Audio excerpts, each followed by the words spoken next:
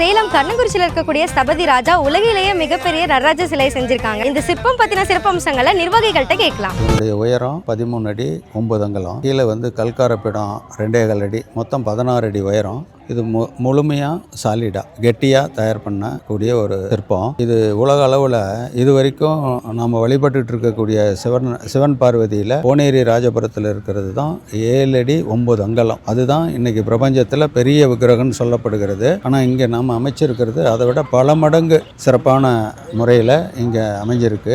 சேலத்துக்கெல்லாம் பல சிறப்பு உண்டு. அப்படிப்பட்ட சிறப்பையெல்லாம் தாண்டி சிவாம்பிகா சமேத நடராஜர் வரவிருக்கின்றார். பொதுமக்கள் பார்வைக்கு இன்றைக்கு நாம் கொண்டு வந்திருக்கிறோம். இப்பொழுது இன்று நாளை புறப்படக்கூடிய இந்த நம்மளுடைய நடராஜர் பரிதேவதைகள் இது பல சிறப்புகளை பெற்றிருக்கிறது. நடராஜர் முழு சாலிட். எவ்வளவு தங்கம் போடணுமோ எவ்வளவு வெள்ளி போடணுமோ அது 1 கிராம் கூட குறையாத அதை போட்டிருக்கிறோம். நமக்கு பின்னாடி இருக்கிறவங்க எல்லாருமே இவருடைய உதவியாளர், அவருடைய சிற்பிகள். அந்த சிற்பிகள்லாம் தவம் இருந்து அதை காலையில் வரும்போதும் வீட்டுக்கு வெளியே செல்லும் பொழுதும் உறங்கும் போதும் அந்த சிவாய நமக்கு என்று சொல்லிக்கொண்டே இவர் சாதனை 1 வருடம் 8 மாதத்திலே முடிக்கப்பட்டக்கூடிய ஆற்றல் வந்திருக்கின்றது. இது மற்ற இடத்துலலாம் நடராஜர் மட்டும்தான் நீங்க பாப்பீங்க. இங்க தம்பதி சமேதரா சிவாம்பிகா சமேதரா பார்வதி சமேதரா அமைஞ்சிருக்காங்க. அந்த அளவுக்கு சிறப்பு மிக்க இந்த நடராஜர் நமக்கெல்லாம் சேலத்தில் உருவாகி அதற்கு நம்முடைய ஜெய் என்ற முதல்வரும் மிக உறுதுணையாக இருந்து அதை முடித்திருக்கிறார்கள். அதுவும் நடராஜா சகல கலைக்கும் சகல கல்விக்கும் நடராஜா தான் மூல காரணம்.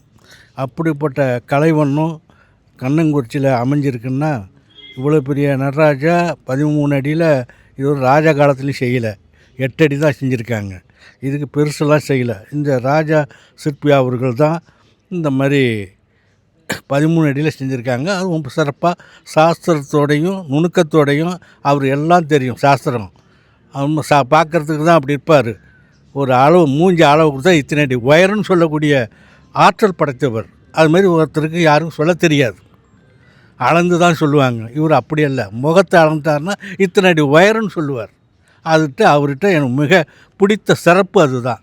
நல்ல கலைஞர். ரொம்ப மீண்டும் அவர் ரொம்ப சிறப்பாக கலையை வளர்த்து இன்னும் நல்லா வரணும், நிறையா புகழ் புகழோடு வரும்.